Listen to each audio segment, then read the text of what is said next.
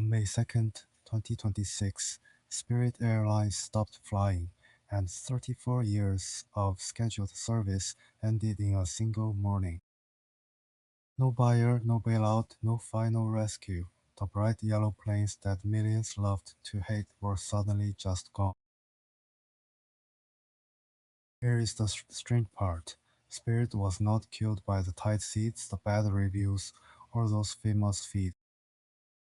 It was killed by math, a formula that printed money for 15 years, quietly flipped it, and started destroying it instead. This is the story of that formula, where it came from, why it works so well, and exactly how it broke.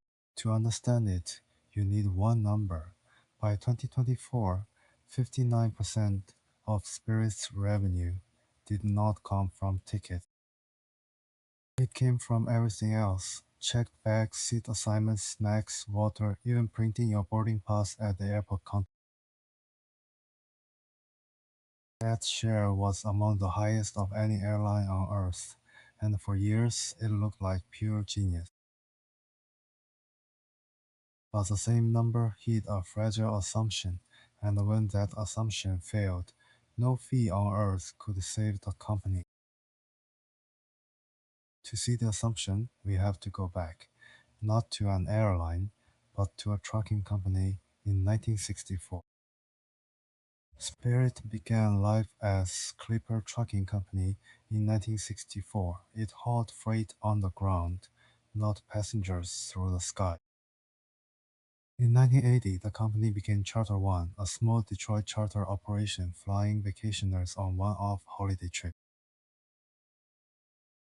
In 1992, it took the name Spirit Airlines and began flying scheduled routes across the United States for the first time.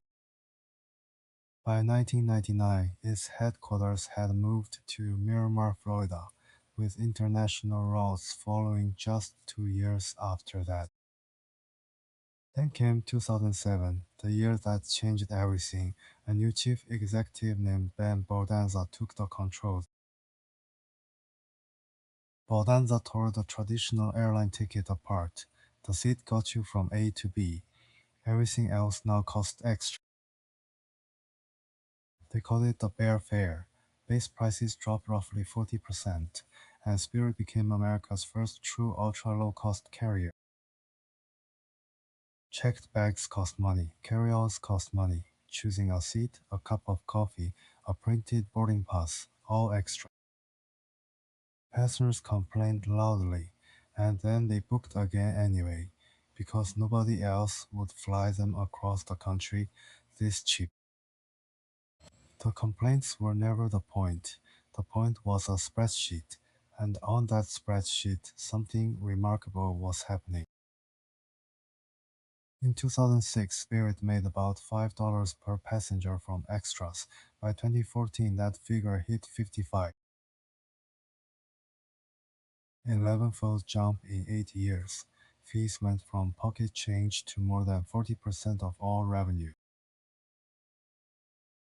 And the fare still looked impossibly cheap, because the pain was unbundled, sliced into pieces you only felt one at a time. The cost side was just as ruthless. Spirit packed more seats into each plane than almost anyone else flying. Its cost per seat mile ran about 20% below Southwest, and roughly half of what United Airlines spent. Planes flew more hours per day, because every minute on the ground was money leaking out of the machine. Between 2008 and 2015, revenue compounded at more than 15% a year, and the passengers kept coming. The formula was simple: fly full planes, fly them constantly, charge for everything, and undercut every competitor on the sticker price. But that formula rested on two silent assumptions, so obvious that nobody at Spirit ever thought to write them down. First, the planes always fly. Second, the big airlines never copy you. Within a few years, both assumptions fail. The first blow came from inside the engines. In July 2023, Pratt& Whitney disclosed a rare manufacturing defect. Contaminated powdered metal in its geared turbofan engines meant accelerated inspections across the fleet powering Spirit's newest Airbus jet. At one point, 39 of Spirit's brand new aircraft sat grounded, with only 52 of them still flying.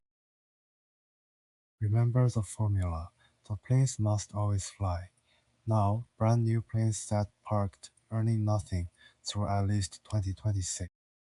Pratt& Whitney paid Spirit about $150 million in compensation, then promised roughly as much again the next year. It was real money, and it was nowhere near enough, because the second blow had already started landing. The big airlines had finally copied the trick. Basic economy fares dangled the same cheap sticker price that Spirit lived on. But the major carriers could upsell passengers into comfort and loyalty points. Spirit had nothing to sell above the base.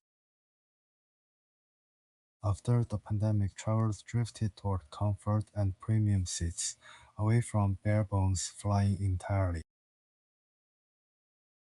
Grounded planes copied fares, changing tastes. Spirit needed a partner with deep pockets, and it needed one fast. JetBlue agreed to buy Spirit for roughly $3.8 billion. For a moment, there was a way out. Then the Justice Department sued, arguing the merger would hurt the budget travelers who depended on Spirit's cheap fare. In early 2024, a federal judge blocked the deal on antitrust grounds. The escape hatch slammed shut. A revived offer from Frontier fell apart too. In November 2024, Spirit filed for Chapter 11 bankruptcy protection. It emerged in early 2025, lighter but not lean enough, into the same storm that had put it there. By August 2025, Spirit was back in bankruptcy court, this time carrying around $8.1 billion in debt. Then war involving the United States, Israel, and Iran sent jet fuel prices surging, crushing what was left of Spirit's margin. One last plan appeared, roughly $500 million in federal support to keep the yellow planes in the air. Spirit's biggest bondholders, including Citadel and Ares Management, refused terms that would push their claims to the back of the line. The plan collapsed quietly, and this time there were no partners, no judges, and no exits left to try. So on May 2nd, 2026, the schedule simply ran out. Spirit ceased operations after 34 years of scheduled flying. Its planes are now being dismantled, and their scarce geared turbofan engines are flowing back into a market starving for spares. Legal scholars now call Spirit's death a warning about how America evaluates mergers, the rescue that regulators block to protect consumers. Because here is the closing of the loop. The fee machine never actually broke. Unbundling still works all over the world. What failed was a hidden assumption. A model tuned this tightly has no slack, no cushion, no plan B when reality misbehaves. 20% lower costs meant 20% less room for error.